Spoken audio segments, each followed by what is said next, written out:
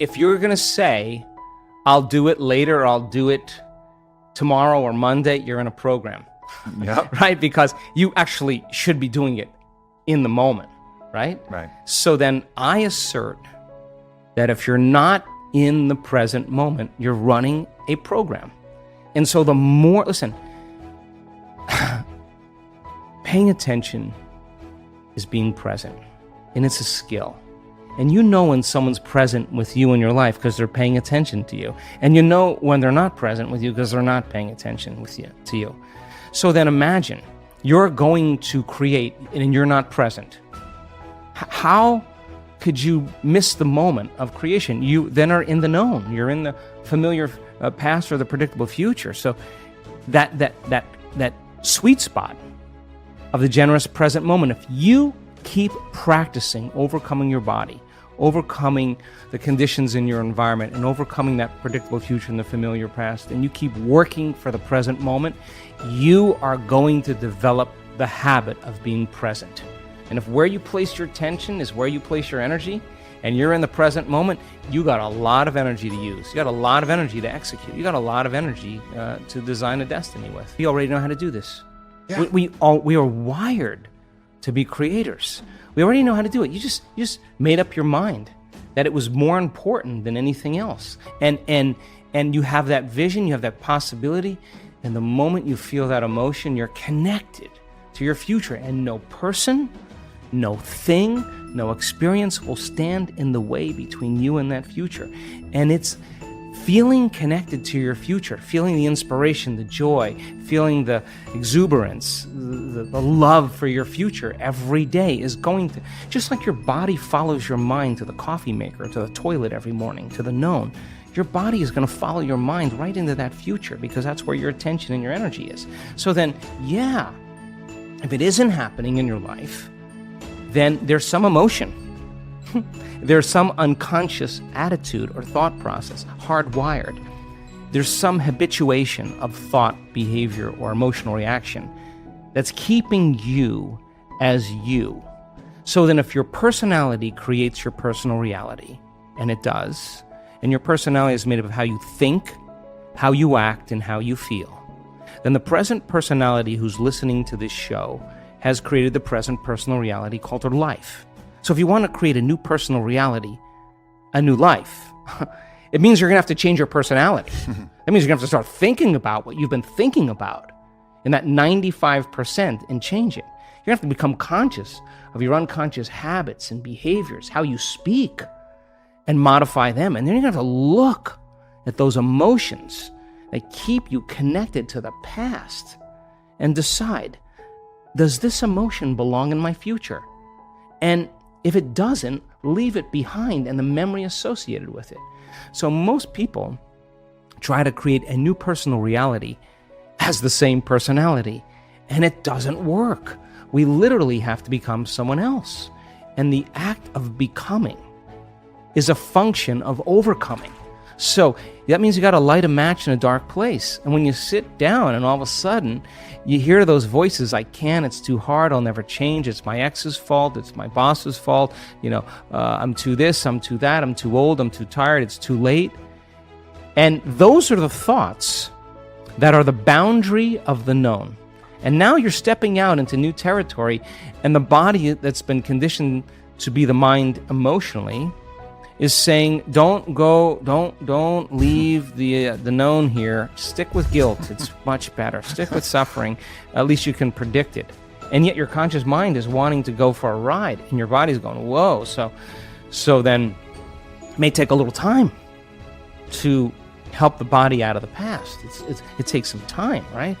So then the person can have a great meditation and feel really connected, and then get up and then get frustrated on the freeway and judging everybody else. I mean, you just disconnected from the energy of your future, and you're back to the energy of your past. Don't expect anything to change. And if you tell me it's because of that person or that circumstance, I'm going to say, oh, you're back to the unconscious program of being a victim in your life. And so there is a period, a grace period of transformation where we have to cross this river from the old self to the new self. And that void, that unknown, is the neurological, the biological, the chemical, the hormonal, the genetic death of the old self.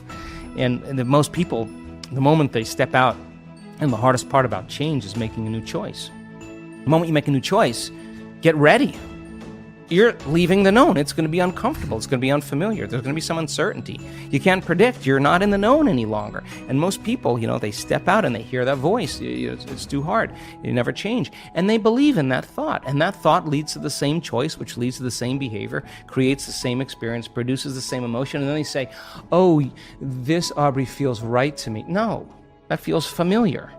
So then, if you're becoming conscious of how you speak, you're sitting in your meditation and you're becoming aware of how you act, that you complain and you blame and you make excuses, you feel sorry for yourself, you judge other people. Now you're conscious of what you were unconscious of. That's a victory too, because consciousness brings awareness, and there's an energy that goes along with that. And now all of a sudden, you're not in the program.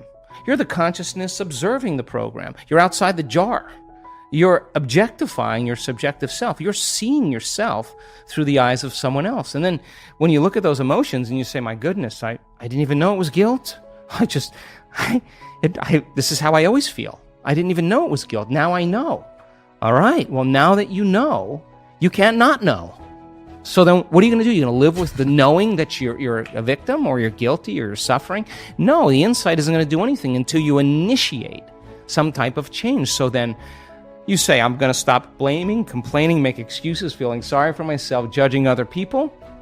Now you're in the river, and there's a tug for the brain and body.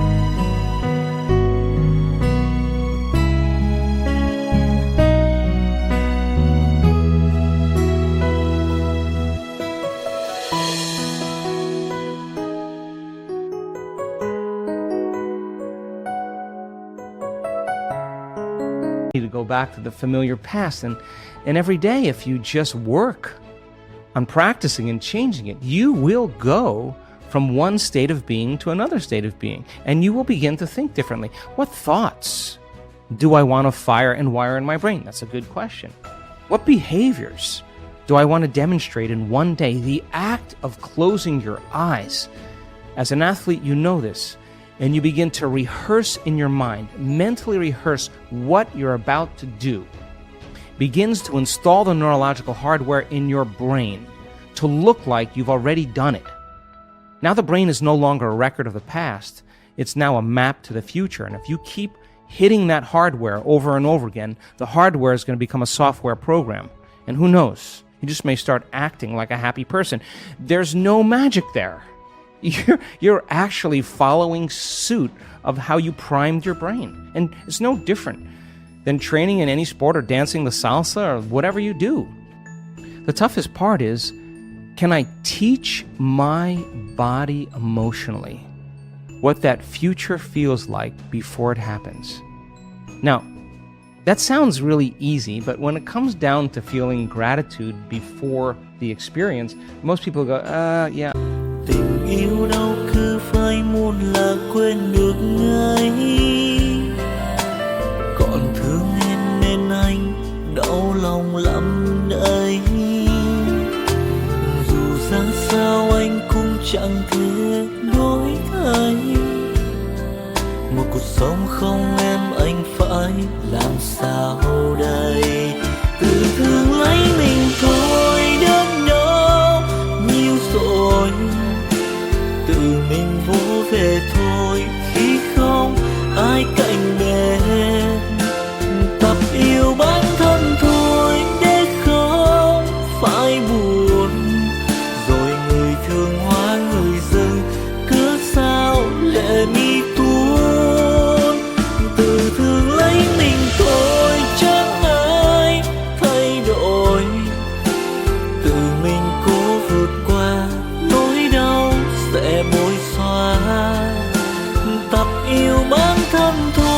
cho nên yêu vội. Tình yêu đâu phải trò chơi để cho ta lạc lối.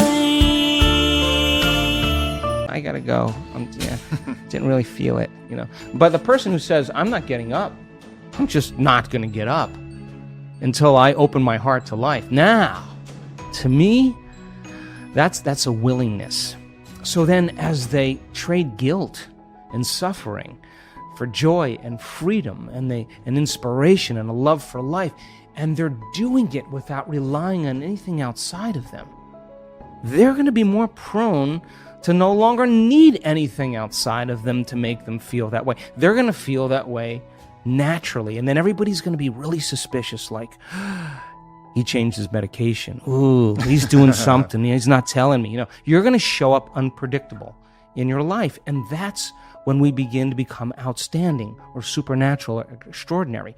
But you can't take any of that with you to become someone else. And if someone says to me, well, I really can't do it because I've had this experience 22 years ago or 30 years ago, I'm going to say to you, that event had such a strong emotion that you haven't changed since that experience. And forget about the experience. Just overcome the emotion, because the memory without the emotional charge is called wisdom.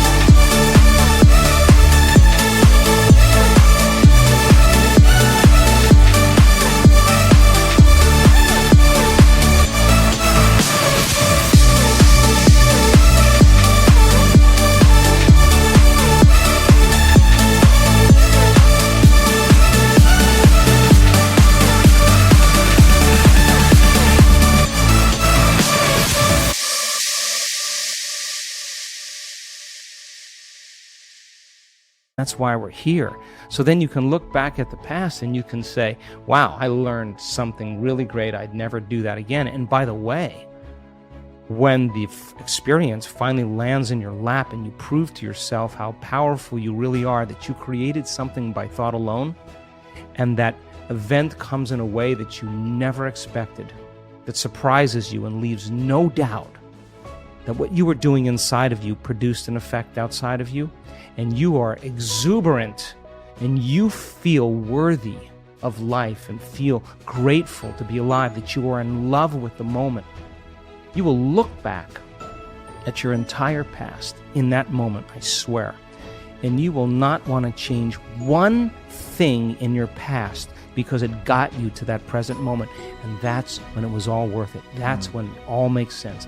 Now you're free from the past, and now you're not thinking about the past any longer. You're believing in your future more than you're believing in your past. You're more in love with your future than you are with your past. The overcoming process leading to who you become, nobody can take that away from you. So we practice it in our seated meditations. We practice it standing and walking. You better walk as it, and you better be able to embody it and practice doing it.